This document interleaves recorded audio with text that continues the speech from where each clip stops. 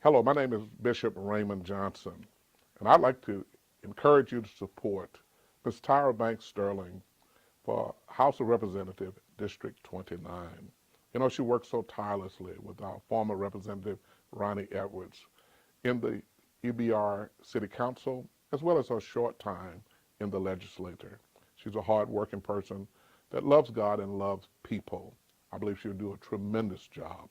So this coming Saturday, I encourage you, let's vote for Tyra Banks Sterling, House of Representative, District 29. Thank you, and God bless you. Zoos and hospitals are not the same. There's a tax that funds BREC that supports the zoo. And I want you guys to remember that when it comes back up on your ballot, because that's our power. So when we get out there and vote, that's our power to say, hey, if y'all want to continue to try to rob North Baton Rouge, we got something for you. Because it's your tax dollars that's going to fund that plan.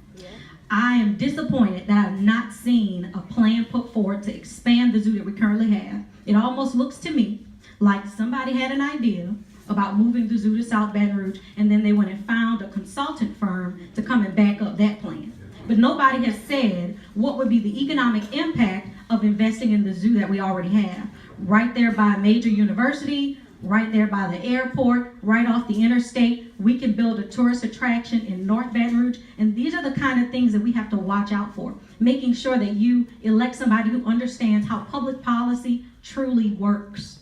I can tell you, it's not enough smoke and mirrors that would make me vote for moving the zoo to South Baton Rouge from a perfectly good location right here in North Baton Rouge.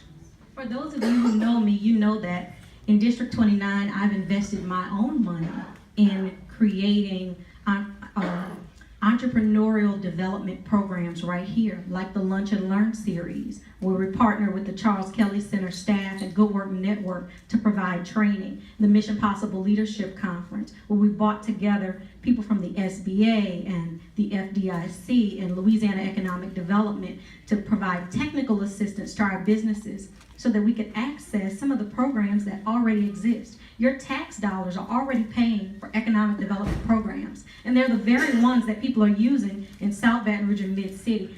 We've got to connect to those programs and begin to utilize them. I'm a big supporter of Enterprise Zone, making sure that we are maximizing that right here in North Baton Rouge and in West Baton Rouge. Also, ban the box. I agree. I think we've got to get our young men and women who have records back to work. And expanding the North Baton Rouge Training Initiative. It's similar to the initiative that my opponent is speaking about in Ascension Parish, where we make sure that people have training in welding and pipe fitting and are able to access high quality jobs. And they get that training free or at reduced cost.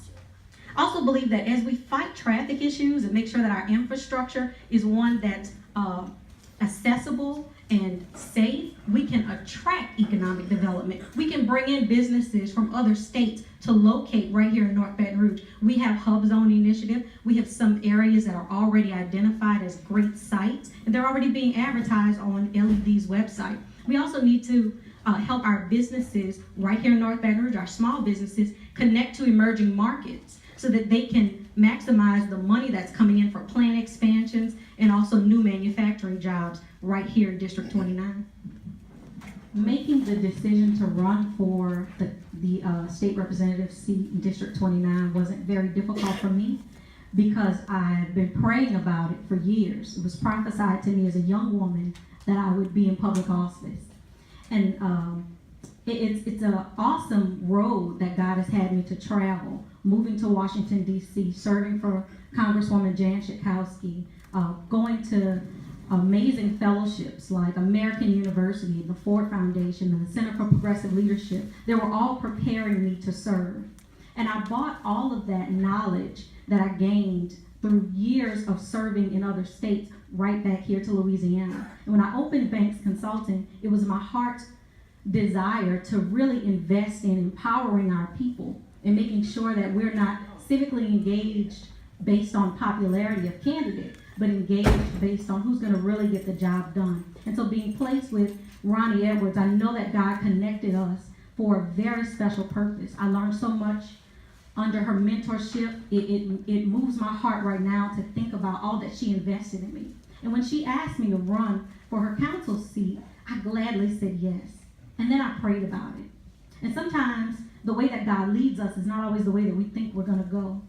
I prayed about it and I didn't have any peace about it. Something in my spirit kept telling me, go build my business. And someone prophesied to me again. They said, Tyra, you're going to run and it's going to be soon. And so I yielded to that and I prayed about that. And when she passed, I received a phone call. And that inkling in my gut that said, Tyra, you've got to do this. You've got to carry on her legacy. You guys partnered and worked on so many things. This legacy cannot go undone.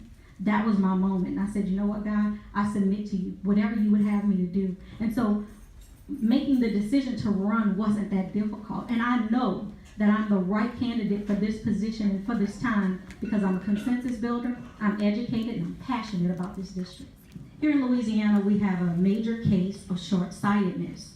We've got to stop trying to balance our budget on the backs of everyday working people. I believe, number one, to fix the current $800,000 situation that we're facing, we, number one, need to look at some of the tax credits and exemptions that are causing us to refund businesses and then give IOUs to the everyday taxpayer. So I think, number one, we can do that in the short term. Number two, I believe we can increase the cigarette tax. And also, we have to redirect some of the settlement money from the BP oil spill that's not dedicated to coastal restoration. Because right now we're talking about what can we do in the short term. I agree that we have some long-term issues that we've got to work out. And they're going to be worked out through public policy. But right now we're facing a deficit that we got to face today. And we cannot afford to cut higher education. We cannot afford to cut TOPS. We can't afford to cut early childhood education. And so in the short term, I also believe that we need to look at redirecting some of that settlement money to the general fund.